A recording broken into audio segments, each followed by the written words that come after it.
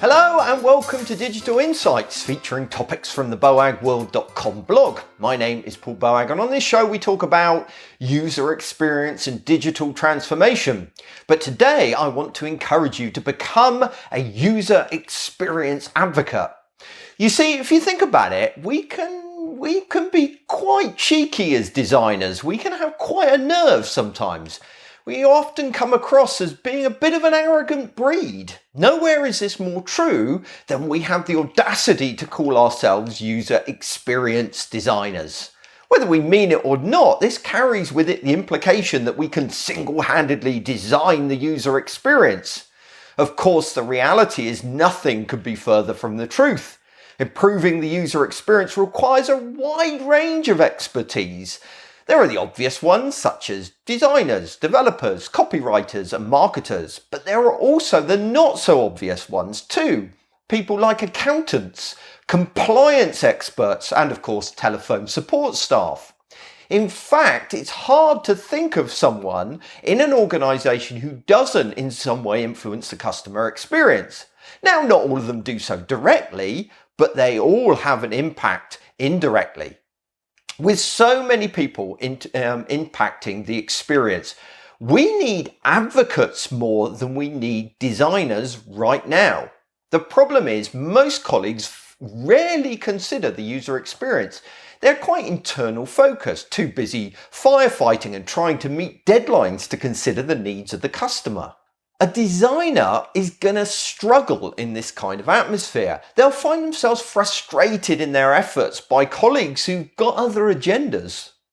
Before a designer can do his or her job, we first of all need to shift the culture in organization, and that means that we as designers need to become advocates for the user experience.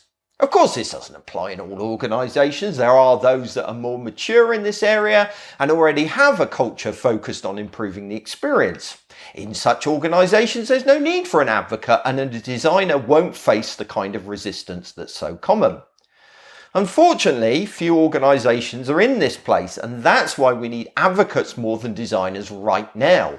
We need people who are going to be as focused on changing organizational culture as they are on designing the next user interface. If you are a designer who feels limited in what you can do with the support you've currently got from your colleagues, then you need to become an advocate. Now, this is the topic of my upcoming book, a book that guides you through the process of becoming a user experience advocate. It helps you shift the culture within your organization to be, more user-centric. There are many components to achieving this, which I get into in the book, and it's a long journey. It's a marathon and not a sprint. But at the heart of it all lies an internal comms strategy. An internal comms strategy is a campaign to promote user experience best practice within your company. It's about shifting your thinking from delivery to education. It's about seeing your role as an educator first and an implementer second. This is pretty counterintuitive to us as digital professionals. We as a group tend to focus on shipping. But if you ship your work without people understanding the value of it, then you're going to fail to win anyone over. You're going to fail to change the culture, and ultimately that means you're only ever going to make small improvements to the user experience. Fortunately, there are loads of ways you can educate your colleagues. In fact, I'm currently working on a deck of cards of 52 ideas for shifting your organization's culture. But that's a bit long for a video, so let's just go with 10. Number 1, open usability sessions. Encourage management and colleagues to attend the usability sessions you run. You do run usability sessions, don't you? Run sessions on the same day every month and always send out invites. Number 2, seek out those who care. There will be others in your organization that care as much as you about the user experience. Take time to find them and start meeting with them regularly. Work together on how you can promote user experience within your organization. In short, don't struggle alone. There is real power in numbers. Number 3, Send out a regular newsletter to colleagues highlighting user experience best practice. Promote your successes, but also highlight what the competition are doing that's great, or great content that you've read online. A newsletter is a great way of drip feeding best practice into the minds of your colleagues. Best of all, it drops into their inbox and doesn't require them going and visiting your blog. Number 4, establish design principles. Formalize the design principles that you have. Set them in stone. This is the approach used by organisations like the UK Government Digital Service and the US government. You see, a set of principles like this are a nice condensed way of communicating the core elements of user-centric design.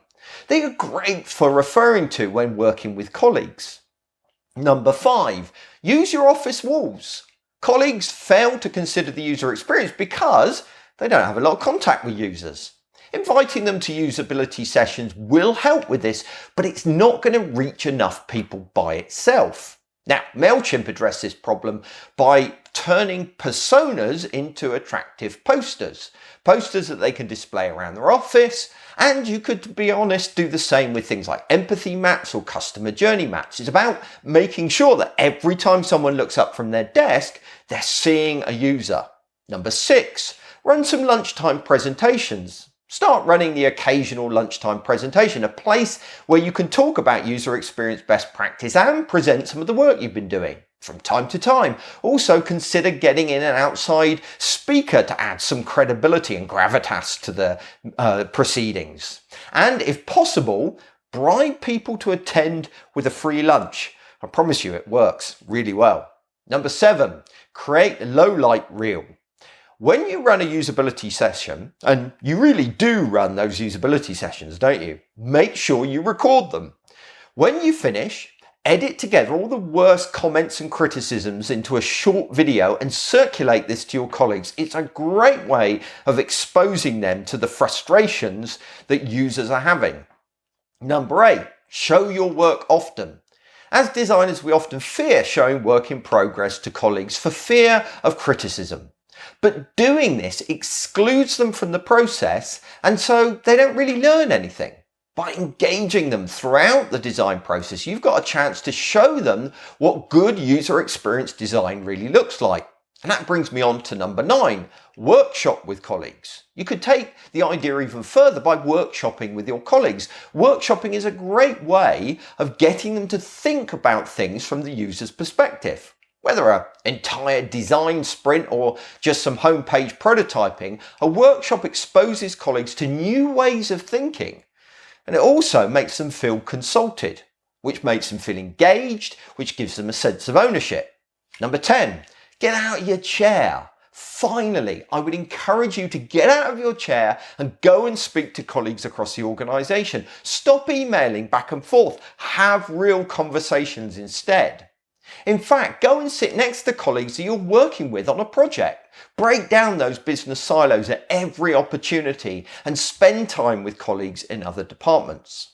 Now look, I know all of this is a big ask. I'm sure you're going to struggle to find the time with the work you're currently doing, let alone adding this on top of everything else. But if you don't find the time, things will never change. Management and colleagues will continue to frustrate your efforts. You'll never get to make more than small design improvements rather than transforming the whole experience. If you become an advocate, the time will come, I promise you, when you will find colleagues empowering you to do your job rather than hampering you. And surely that is worth the extra effort.